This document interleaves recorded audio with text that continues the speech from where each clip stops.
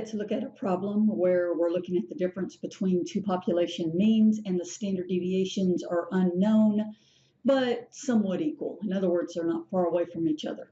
So it says a consumer agency wanted to estimate the difference in the mean amounts of caffeine in two brands of coffee. They took a sample of 15 one-pound jars of brand 1, showed the mean amount to be 80 milligrams, standard deviation 5 milligrams. Another sample of 12 jars, brand 2, got a mean of 77 and a standard deviation of 6. We want to construct a 95% confidence interval for the difference between the mean amounts.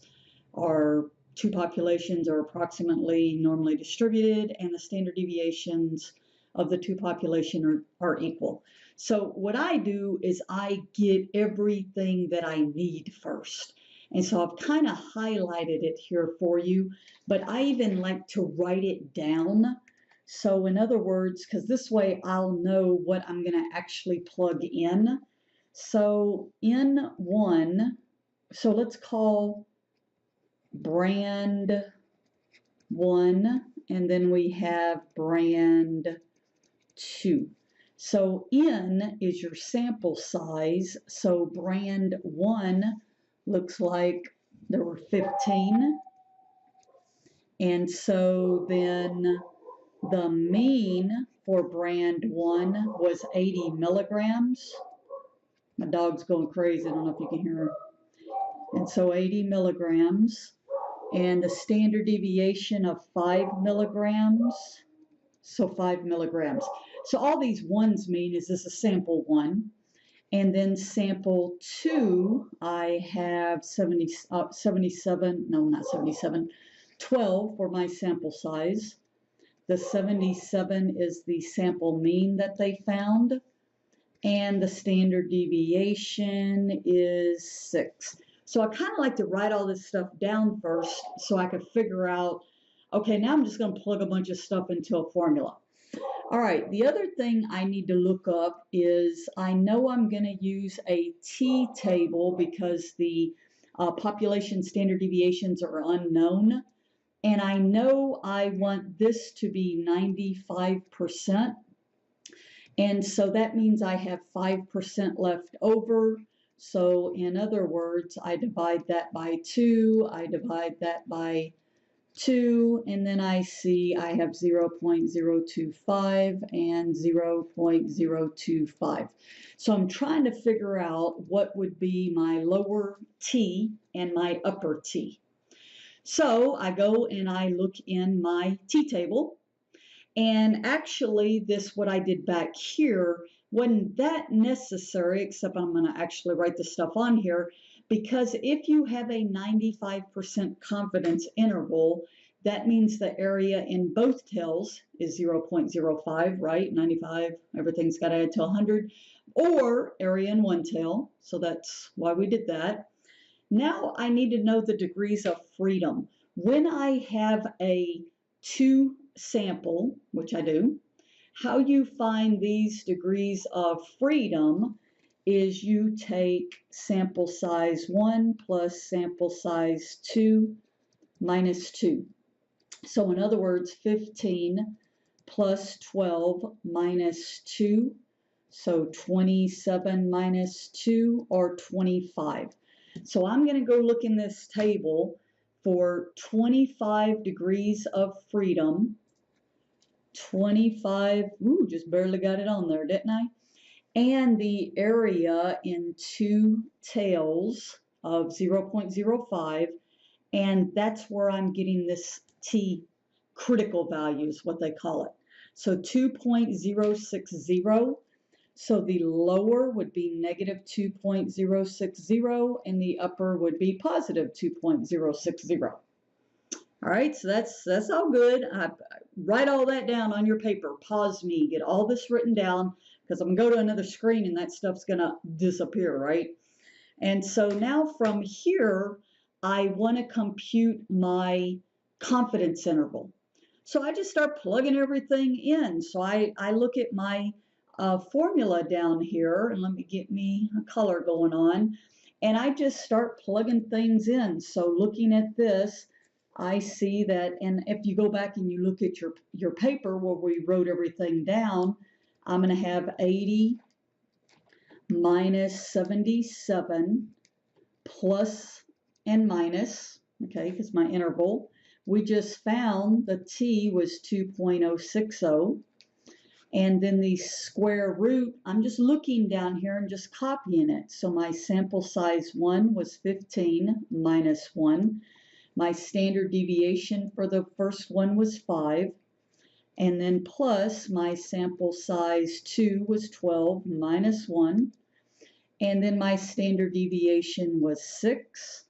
And then all over 15 plus 12 minus 2.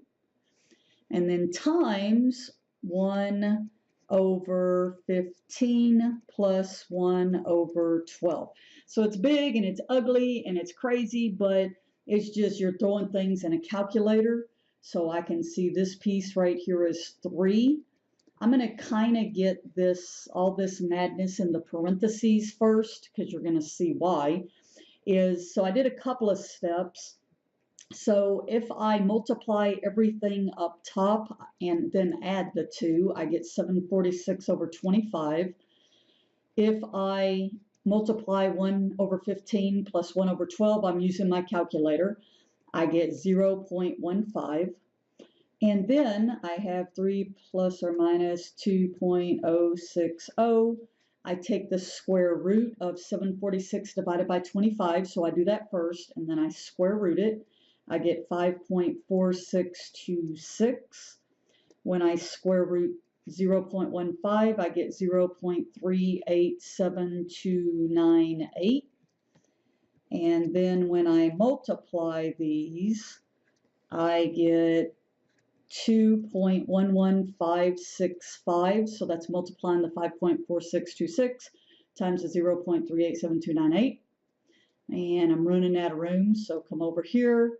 I get 3 plus or minus, I'm going to multiply 2.060 times that 2.11565, and I'm going to go ahead and round this to 2 decimal places.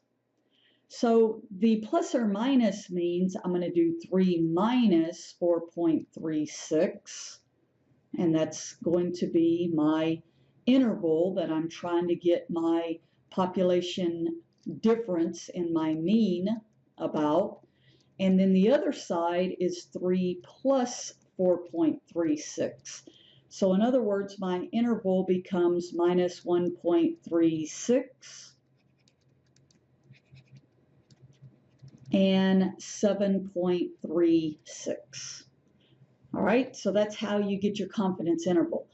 Now, let's say, what if we wanted to do an actual hypothesis test? So let's say, for funsies, I wanted to test so I want to say my null hypothesis is that there are no differences in these two means. And then say my alternative hypothesis is, oh yeah, we think there actually is a difference, so they're not equal. All right, and let's test this. Let's just keep what are same numbers, and let's test this as at an alpha of 0.05. So once again, I go in here, and I know that my mean of zeros right down the middle. Those t-values that we found, they are actually called your critical values when we're talking about hypothesis testing. So we got what, minus 2.060 and positive 2.060. So what this is saying, if we do a hypothesis test and we're in these critical regions, we would reject the null. So these are my 2 critical regions. And how we do this test is with this t statistic. And you're like, oh my God, that formula's, look at the denominator. That's what we just did. So the numerator is my 80 minus 77 minus the difference in the means. Well, look at your null. We're saying there's no difference. If you go back to all those steps that we did, This piece right here ended up being 5.4626. This piece was 0.387298. That's why you kind of like to do that in steps, which again, when we multiplied, we got 2.11565. So in other words, if I take 3 over the 2.11565, I get this number.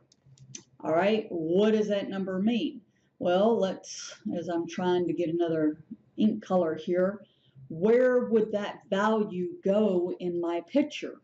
Well, this is a number line, so it would be to the left, so somewhere like right here, and thus this did not fall in either critical region. So in other words, we would fail to reject the null, and we would conclude that there are no differences in these two mean amount of copies in these jars. And that's it. It's a big complicated formula, but if you take it like pieces at a time, okay, and put it in your calculator and try to follow through with me in the steps, I think you'll be okay.